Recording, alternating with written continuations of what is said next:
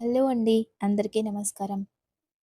శ్రీ విశ్వవసునామ సంవత్సరం ఉత్తరాయణం వసంత ఋతువు చైత్రమాసం కృష్ణపక్షం పాడ్యమి ఈరోజు ఆదివారం చిత్తా నక్షత్రం.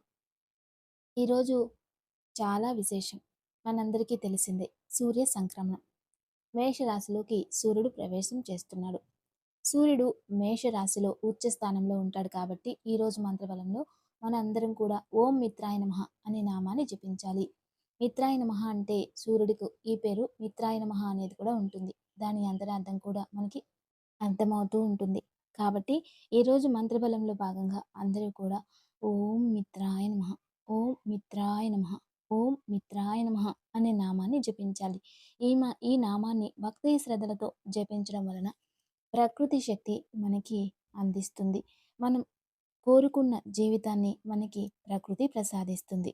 మనం ఏం కావాలని ప్రకృతికి తెలియజేస్తూ ఉంటామో, ఏదైతే మనం కావాలి అనుకుంటామో, జీవితంలో ఎలా ఎదగాలి అనుకుంటామో, వాటన్నింటికి కూడా ఒక మంచి అద్భుతమైన మార్గాన్ని ప్రకృతి మనకి చూపిస్తుంది. అలాగే సూర్యుడు కూడా చూపిస్తాడు. అంతేకాదు అసలైన మిత్రుడు కష్టకాలంలో ఉంటాడు. అంతేకాకుండా అసలైన మిత్రుడు ఏదైనా తప్పు చేస్తే సరిదిద్దుతూ ఉంటాడు.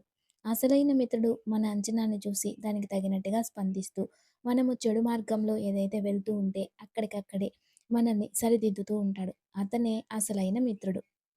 ఇది అందరూ గమనించాలి. నిజానికి మనం ఏదైనా చెడుదారి అనుకుంటే ఫస్ట్ కోపం వచ్చేది నాన్నకి. అవును కదా! అమ్మైనా క్షమించేస్తుందేమో, నాన్నకైతే చాలా కోపమొస్తుంది. అందుకే పితృకారకుడు సూర్యుడు అన్నాం.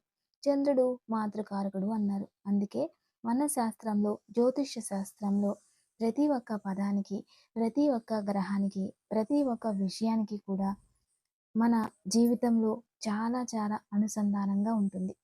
జీవితంలో మనం వెళ్ళే దారి కంటికి కనబడదు. మన రాత ఎవరికీ కనిపించదు. ఆకలి ఫీల్ అవుతాం, కంటికి కనిపించదు. బాధ భరించగలుగుతాం, కంటికి కనిపించదు. ఇవన్నీ కూడా ఏదైనా మంచి సువాసన అనుభవించగలం. ఆ వాసన ఎలా ఉందో చూడలేం. కానీ ఫీల్ అవుతూ ఉంటాం. కాబట్టి ఇవన్నీ కూడా అద్భుతమైనటువంటివి. ఇవన్నీ గమనించుకుని ముందుకెళ్తూ ఉండాలి. అలాగే మన జీవితంలో అసలైన మిత్రుడు ఎవరు అన్నప్పుడు, మనం తప్పు చేసినప్పుడు అంతా సరిదిద్దుతూ ఉంటాడు. అతనే అసలైన మిత్రుడు. మనం తప్పులు చేసినప్పుడు దానికి ఓకే చెప్తూ ఉండేవారు అసలైన మిత్రులుగా చెప్పబడరు.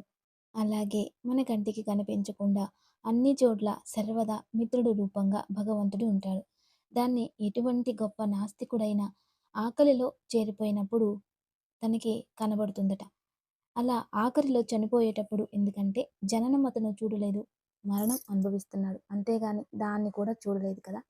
కాబట్టి ఆ లాస్ట్ 20 సెకండ్స్‌లో ఈ కుటుంబం అంతా త్యజించి నేను వెళ్ళిపోతున్నాను, చనిపోతున్నాను కాసేపట్లో, ఈ 2, 3 నిమిషాల్లో అప్పుడు తెలుస్తుందట. అలా చేతులు పట్టుకొని నమస్కరిస్తాడు కదా! అదే భగవంతుడు. ప్రతి ఒక్కరోజు చేతులు పట్టుకొని నమస్కరించడం వేరు. చనిపోయే ముందు వాళ్ళ ఫ్యామిలీని పిలిచి, "ఇదిగో కాసేపట్లో నేను చనిపోతా. నాకర్థమవుతుంది. ఫ్యామిలీ అందరూ, కుటుంబం అంతా జాగ్రత్త" అంటారు కదా! అప్పుడు మనసులో భగవంతుని తలుచుకొని ఆ మాట వాళ్ళు చెప్తూ ఉంటారు. అది అసలైన నిజమైనది.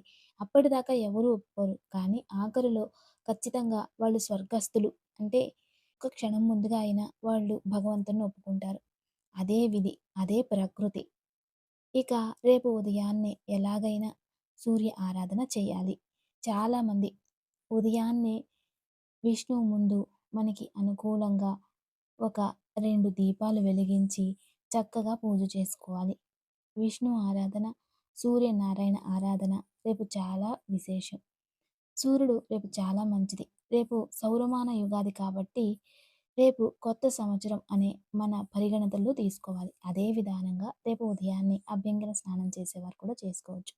చాలా మంచిది. ఇవేవి చేయకపోయినా అనుకూలమైతే దగ్గరలో నదీ తీరం అంటూ వెళ్లి స్నానం చేసి రావాలి. ఇది కాలేదు అంటే రేపు ఉదయాన్నే లేచి చక్కగా ఆదిత్య హృదయ స్తోత్రం చదువుకొని గోధుమ పిండితో 2 ప్రమిదలు చేసి అందులో నెయ్యి పోసి జిల్లేడు ఆకుపై పెట్టి సూర్యునికి ఆరాధన హారతి చేసి దాన్ని ఇంటి బయట గుమ్మం బయట పెట్టాలి. ఇలా చేయడం వలన సూర్య అనుగ్రహం ప్రాప్తిస్తుంది. మరియు అంతేకాకుండా ఇంట్లో ఏదైనా నెగెటివ్ ఎనర్జీ ఉంటే అది తొలగిపోతుంది. మరియు ఇంటికి ఆకర్షణ శక్తి, దైవశక్తి, మనోరథ సిద్ధి ఇవన్నీ కూడా ప్రాప్తిస్తాయి.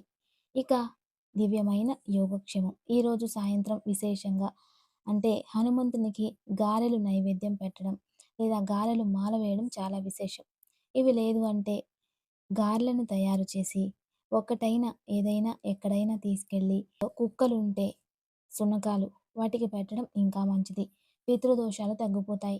ఈరోజు పర్టిక్యులర్‌గా సంక్రమణం రోజు. ఇక అదే మినప్పిండితో 2 ప్రమిదలు చేసి, నెయ్యి పోసి, దుర్గాదేవి ముందు వెలిగించి, 2 మిరియాలు చేతిలో పట్టుకొని, ఇంట్లో ఎవరికైనా ఎక్కువగా కోపముండి, అహంకారం, దురహంకారం చూపిస్తూ ఉంటే, వాళ్ళ పేర్లు చెప్పి, "కోపం తగ్గాలి అమ్మ మహామాత, నీ దృష్టి ఉండాలి" అని చెప్పి, ఆ వెలిగే దీపంలో ఒకటి మిరియాలు వేసేయండి.